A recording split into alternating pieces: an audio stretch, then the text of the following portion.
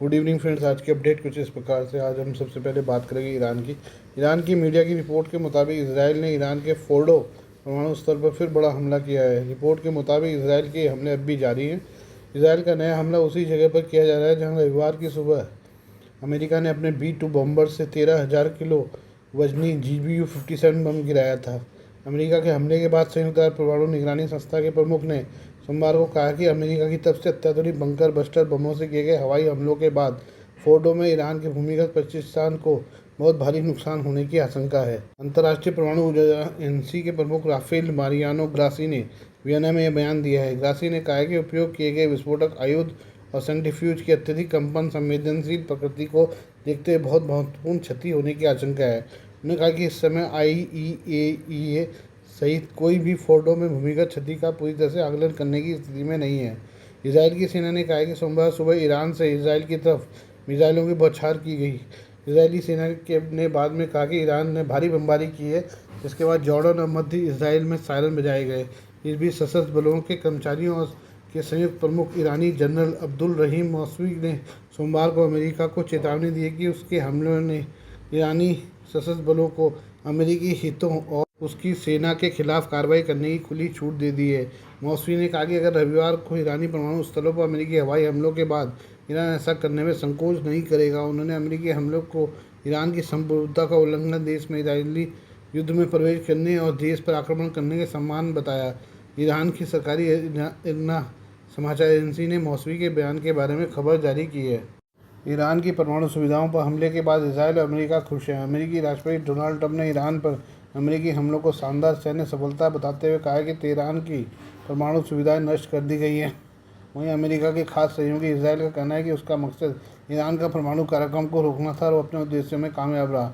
America और Israel के दावों के उलट एक्सपर्ट का मानना है कि ये हमले ईरान की परमाणु हथियार की चाहत और ज़्यादा बढ़ाएंगे और तेहरान में परमाणु बम बनाने की रफ्तार तेज हो जाएगी। CNN ने अपने विश्लेषण में कहा कि अमेरिका ने बंकर बस्टर बमों और टॉमहॉक क्रूज मिसाइलों से ईरान की परमाणु सुविधाओं को निशाना बनाया है। इससे हुए नुकसान का सटीक आंकलन होना अभी बाकी है, लेकिन यह तय है कि ईरान की परमाणु सुविधाओं पर बमबारी से ईरानी परमाणु कार्यक्रम का अंत नहीं हो सकता। इस हमले से ईरान का कार्यक्रम और ज़्यादा रफ्तार पकड़ेगा। ईरान के अंदर लगातार ऐसी आवाज़ें आ रही हैं जो अमेरिका और इसराइल जैसी ताकतों के हमले के खिलाफ निवारक के रूप में परमाणु हथियार की मांग करती है। हालांकि ईरान ने लगातार ये कहा कि उसका परमाणु कार्यक्रम शांतिपूर्ण उद्देश्यों के लिए है। अमेरिका और इसराइल के भीषण हमलों के बाद ईरानी शासन पर उन लोगों की बात सुनने का दबाव बढ़ेगा जो परमाणु बम को ही अमेरिका जैसी ताकतों से बचाव का रास्ता मानते हैं। ऐसे लोग तर्क देंगे कि परमाणु के बिना अमेरिका और इसराइल उनके अस्तित्व को ही मिटा सकते हैं। अमेरिका ने ईरान के साथ परमाणु वार्ता के बीच में ही हमले कर दिए हैं। इससे ईरान में अमेरिका पर भरोसा न करते हुए परमाणु बम की ओर बढ़ने वाली आवाज़ों को ताकत मिलेगी। ईरान के पास ये कहने का मौका मिल गया है कि अगर वार्ता के बीच में हमले हो रहे हैं तो फिर ऐसी बातचीत का कोई मतलब नहीं है। इसका असर ये होगा कि ईरान परमाणु प्रसार संधि से बाहर निकलने का फैसला ले सकता है, जिसमें परमाणु हथियारों के वैश्विक प्रसार को रोकने और निगरानी की बात है। रूस के पूर्व राष्ट्रपति दमित्री मेदवेदेव ने भी कहा कि ईरान में हमले करने से अमेरिका को नुकसान और तेहरान को फ़ायदा होने जा रहा है। अमेरिका के इन हमलों का ये असर होगा कि कई देश तेहरान को परमाणु हथियार देने के लिए तैयार हो जाएंगे। रूस की सुरक्षा परिषद के उप प्रमुख दिमित्री मेदवेदेव ने एक्स पर कहा कि अमेरिका के ट्रंप प्रशासन के लिए हमले जहाँ नुकसान का सौदा बनेंगे, वहीं ईरानी शासन इस पूरी लड़ाई के बावजूद ज़्यादा मजबूत होगा। हम स्पष्ट रूप से कह सकते हैं कि परमाणु सामरिक का संवर्धन और परमाणु हथियारों का भविष्य में उत्पादन जारी रहेगा।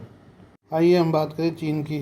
चीन में सोशल मीडिया पर नई चीनी HQ-29 ballistic missile defence system की तस्वीरें वायरल हो रही हैं, जिसके बाद अटकलें लगाई जा रही हैं कि इसे सितंबर में बीजिंग में आयोजित होने वाले सैन्य परेड में पहली बार पेश किया जा सकता है। इस प्रणाली को अभी तक आधिकारिक रूप से स्वीकार नहीं किया गया है, लेकिन माना जाता है कि चीन का सबसे advance ballistic missile defence system है। HQ-19 बैलिस्टिक मिसाइल की तुलना कई डिफेंस एक्सपर्ट्स ने अमेरिका के terminal high altitude area defence third system से की है। मंगलवार को चीनी सोशल मीडिया पर पोस्ट की गई एक वीडियो क्लिप में 6 एक्सेल ट्रांसपोर्टर इरेक्टर लॉन्चर मिसाइलों को परिवहन और लॉन्च करने के लिए इस्तेमाल किए जाने वाले वाहन 2 बड़े मिसाइल कनस्तरों को ले जाते हुए दिखाया गया है। South China morning post SCMP की रिपोर्ट के मुताबिक HQ-19 को लेकर वाहन बीजिंग की ओर जा रहा था। चीन के डिफेंस सर्कल में आवाज़ें गुजर रही हैं कि इसे द्वितीय विश्व युद्ध की समाप्ति की 80वीं वर्षगांठ के मौके पर 3 सितंबर को एक अन्य परेड में पहली बार आधिकारिक तौर पर दुनिया को दिखाया जा सकता है।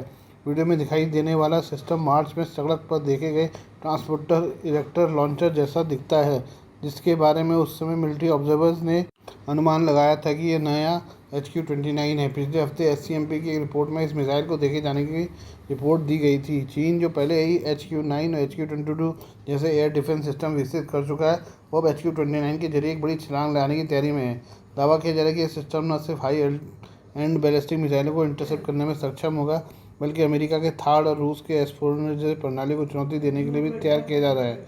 SCMP की रिपोर्ट के मुताबिक HQ-29 सिस्टम दरअसल HQ-9B सिस्टम का एडवांस वेरिएंट माना जा रहा है, लेकिन इसमें कई नई विशेषताएं जोड़ी गई है। इसमें एक्टिव रडार होमिंग इंटरसेप्टर मिसाइलें हैं जो 100 किलोमीटर से ज़्यादा दूरी पर आने वाली बैलिस्टिक मिसाइलों को ट्रैक और नष्ट कर सकती हैं। HQ-29 की मिसाइलें फिक्स्ड और मोबाइल लॉन्च प्लेटफॉर्म से चलाई जा सकती हैं और इन्हें तेज़ी से किसी भी मोर्चे पर तैनात किया जा सकता है। SCMP ने बताया कि इसके मल्टी ट्रैकिंग और हाई स्पीड इंटरसेप्शन फंक्शंस इसे short to medium range ballistic मिसाइलों के खिलाफ बेहद प्रभावी बनाते हैं।